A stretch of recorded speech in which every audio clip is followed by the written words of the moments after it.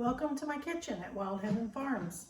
Today we're going to be canning the hot sauce that we made in our last video. So the way I get started is I use this pan to water bath the jars of hot sauce, and I will also use it to sterilize the jars ahead of time. So I'm going to go ahead and get my jars in here. I've got to find my rack. I just noticed that I don't have my rack in the bottom, so I'm going to find my rack and put my jars in here and start filling it with water. Okay, this is the rack that comes with this canner, but I always just use the one out of my pressure cooker. It fits down in there and the jars sit better on the bottom of it, I feel. Too many people try to use this to sit them on, they fall. I just don't like it, so I don't use mine if I don't have to. So here's what it looks like in the bottom. Now I'm just gonna put the jars that I expect to use. And here's how I keep mine stored: washed and upside down on a paper towel. And so I expect it to be a minimum of 4 jars, 4-pint jars, and possibly a half a 1 cup. If you remember, oh, that one has a ring on it. How can that be? If you remember, I started with 10 cups of liquid. So 10 cups, 8 cups would be the 4 pints. 8 cups, we can't use that one, would be the 4 pints. So if I get 4.5 pints out of here, that's great. If there's anything extra, I'll just put it in my refrigerator in the bottle that we use it in. So now I'm just gonna take this and start filling the jars. When you water bath can, you use a lot of water. It has to be an inch or 2 over the jars once they go in. So if you fill your jars and then you fill the water line up to the top of your jars, when you pull these up out and dump the water out, it'll raise the level, and then the new liquid of the hot sauce going in will also increase the water level. So if you don't get it to exactly the top of your jars, don't worry about it. Just make sure that you're gonna have enough water that it will at least cover the jars by an inch when the new hot sauce goes in and this water is dumped out.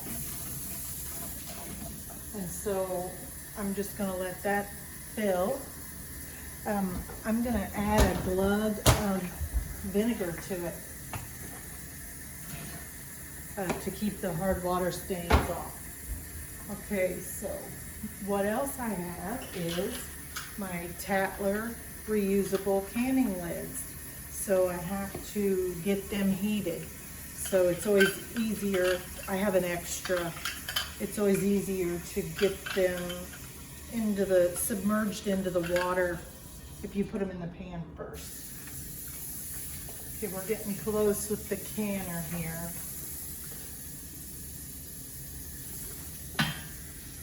I'm gonna go ahead and put some water in this so that I can get it going.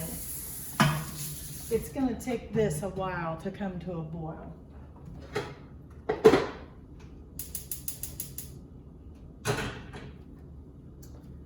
You certainly don't want to be doing this if you're in a hurry to go somewhere.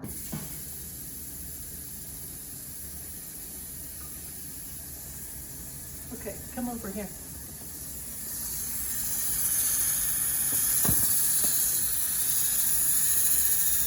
You can see the level is just about to the top, and I'm going to stop it right there.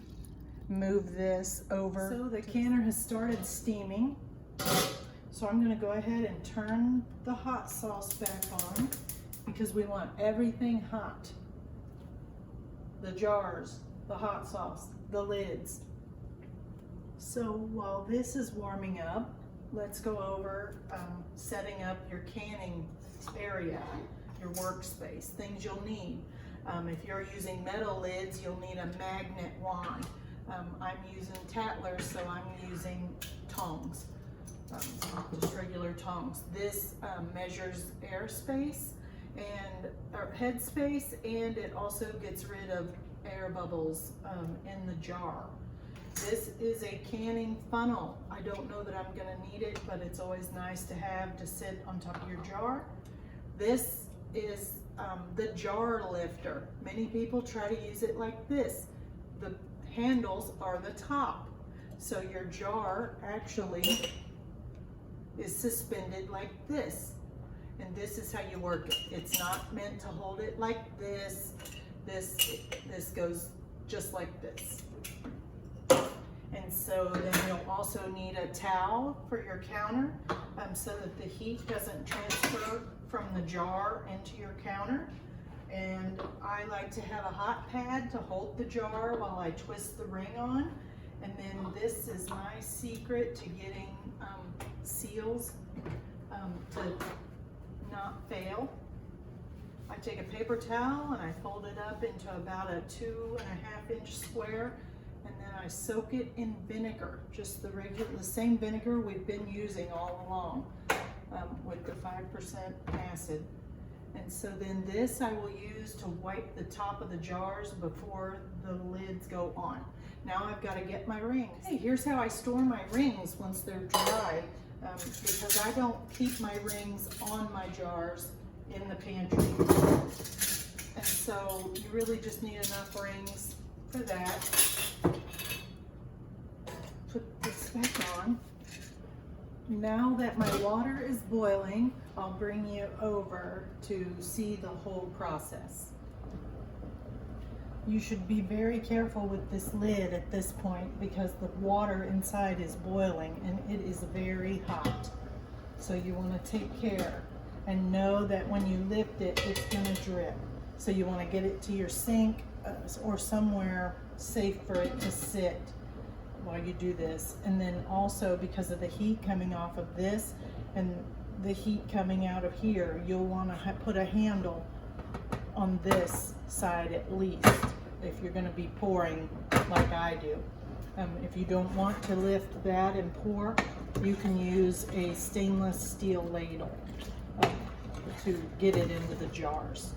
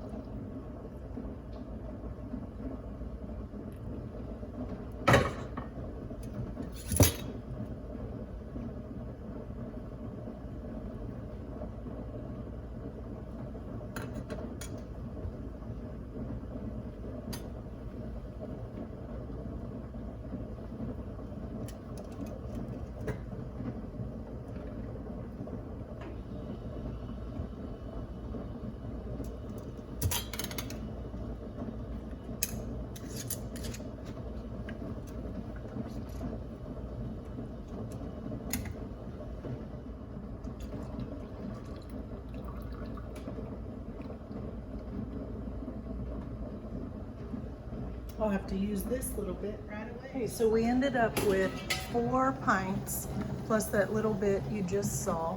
And you can see they're a good inch under the boiling water. And we're gonna put the lid on and let them go for 15 minutes. We're about 3 minutes in and it is really boiling hard. So I'm just going to turn down the heat just a little bit. There's the timer. So you want to turn off the heat. Remove the lid away from you so the steam goes that way and let the drips go back in.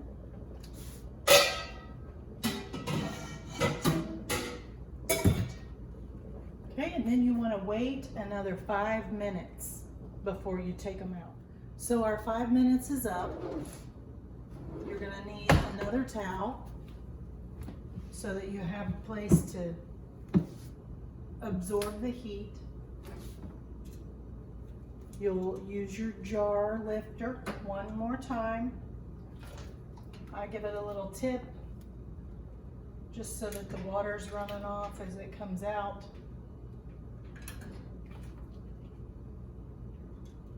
And then you leave these undisturbed for at least 12 hours before you even touch them, move them, do anything. And make sure there's no breeze going across them.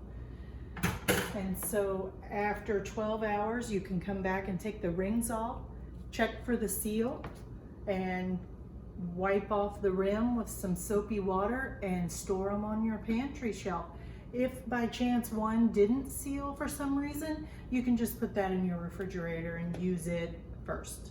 So that's going to wrap up this video on how to can your hot sauce. If you'd like to be inspired to do projects like this on your own, subscribe to my channel and there'll be lots more to come. See you next time.